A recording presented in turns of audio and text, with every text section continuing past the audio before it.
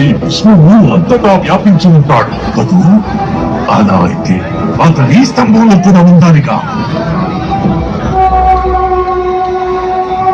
అందులోనూ ఉన్నారు. అయితే నీవు ప్రార్థించు ప్రహ్లాద, నీ మాట నిజమవ్వాలని.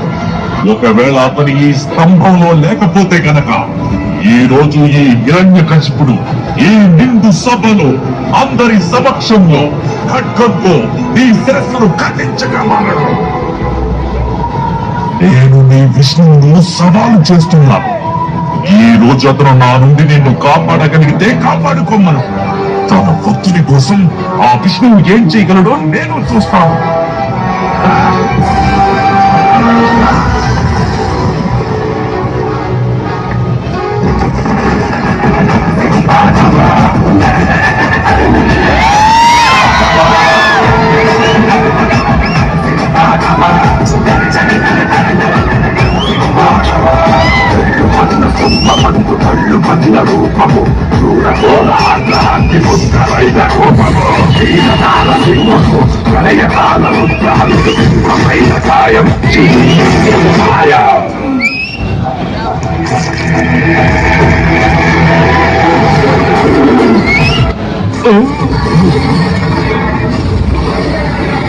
హిరణ్యకశ్యపు, నీకిదెప్పుడు అర్థమవుతుంది?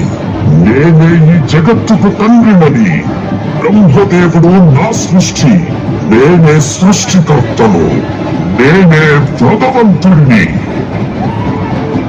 మూర్ఖుడా, నన్ను చూడు. నేను నరుణ్ణి కాదు, మృగాన్ని కాదు.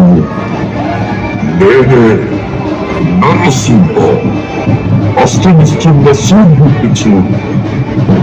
ఇప్పుడు పగలు కాదు, రాత్రి కూడా కాదు.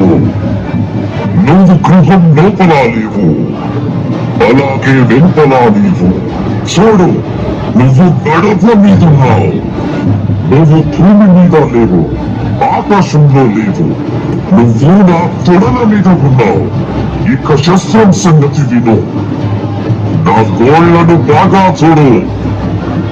ఇది సజీవము కాదు, నిర్జీవము కాదు.